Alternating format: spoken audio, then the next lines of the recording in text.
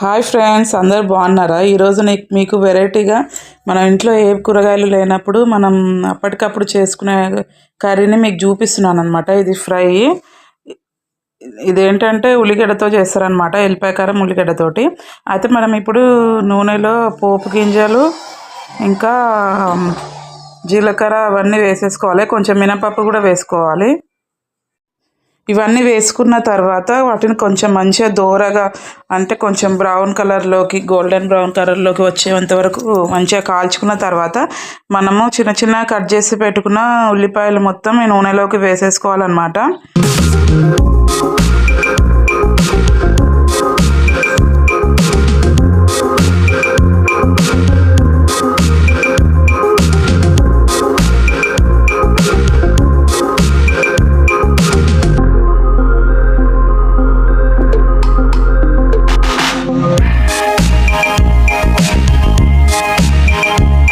ఇప్పుడు మనం ఇందులోకి కరివేపాకు కొంచెం ఎక్కువనే వేసుకోవాలి. ఇంకా కొత్తిమీర, పుదీనా 2 కడిగేసి పెట్టుకున్నాను నేను ఇంత ముందుకే. ఇవి వేసేస్తున్నాను చూడండి. కరివేపాకు, కొత్తిమీర, పుదీనా వేసేసుకున్న తర్వాత మంచిగా కలుపుకోవాలి.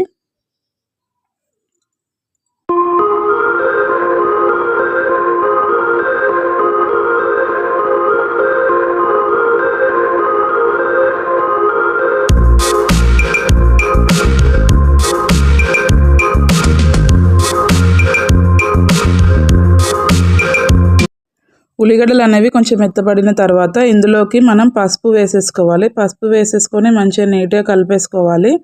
ఇప్పుడు ఈ ఉల్లిపాయలను మంచిగా వేయించాలండి.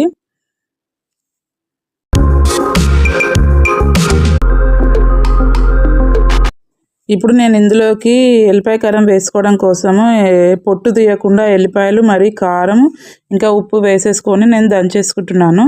ఇదిగోండి, ఇలా దంచేసుకోవాలండి. కచ్చపెక్క దంచేసుకోవాలి, మిక్సీలో వేసుకోవద్దండి. రోట్లో దంచుకుంటేనే, ఇలాంటి దాంట్లో దంచుకోవాలి.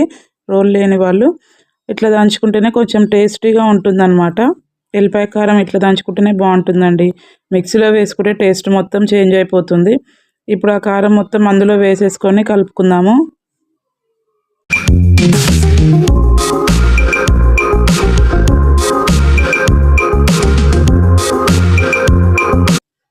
ఓకే అండి, నా ఛానల్ని సబ్స్క్రైబ్ చేసుకునే వాళ్ళు సబ్స్క్రైబ్ చేసుకోండి.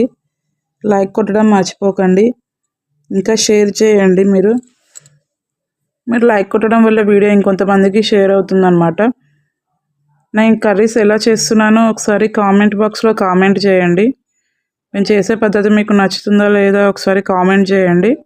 ఇప్పుడు మనం ఇందులోకి కొబ్బరి పొడి వేసుకుంటున్నామండి, ఎండు కొబ్బరి పొడి. నేను మిక్సీలో వేసుకోకుండా ఇలా కొబ్బరి గీకే దాంతోనే గీకుతున్నాను చూడండి. ఇలా వేసుకుంటేనే బాగుంటుంది టేస్ట్. అలా వేసుకుంటే మొత్తం మెత్తగా అయిపోతుంది మిక్సీలో వేసుకుంటే. అందుకే ఇలా కొబ్బరి గీకే దాంతో గీకుతున్నాను అనమాట. ఇది మనం వేడివేడి అన్నంలో తినాలి, కానీ కర్రీ చాలా బాగుంటుందండి. అసలు ఇంట్లో ఏం కూరగాయలు లేనప్పుడు మనకైతే ఉల్లిగడ్డలు ఇంట్లోనే ఉంటాయి కదా, ఎప్పుడైనా ఉంటాయి కదా. అప్పుడు మనం ఎమ్మటే ఈ కర్రీ చేసేసుకుంటే చాలా బాగుంటుంది. టేస్ట్ ఇష్టంగా తినొచ్చండి. వేడివేడి అన్నంలో అయితే చాలా బాగుంటుంది అసలు. అందులో ఒకటి తొందరగా అయిపోతుంది చేసుకోవడం కర్రీ.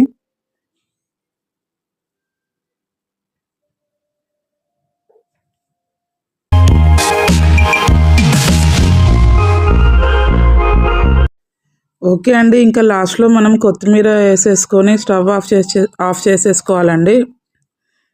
కొత్తిమీర వేసేసుకుంటే చాలా బాగుంటుంది ఏ కర్రీస్లోనైనా, ఫ్రైలోనైనా. లాస్ట్కి మనం స్టవ్ ఆఫ్ చేసుకునే ముందు కొత్తిమీర వేసేసుకొని స్టవ్ ఆఫ్ చేసుకోవాలి.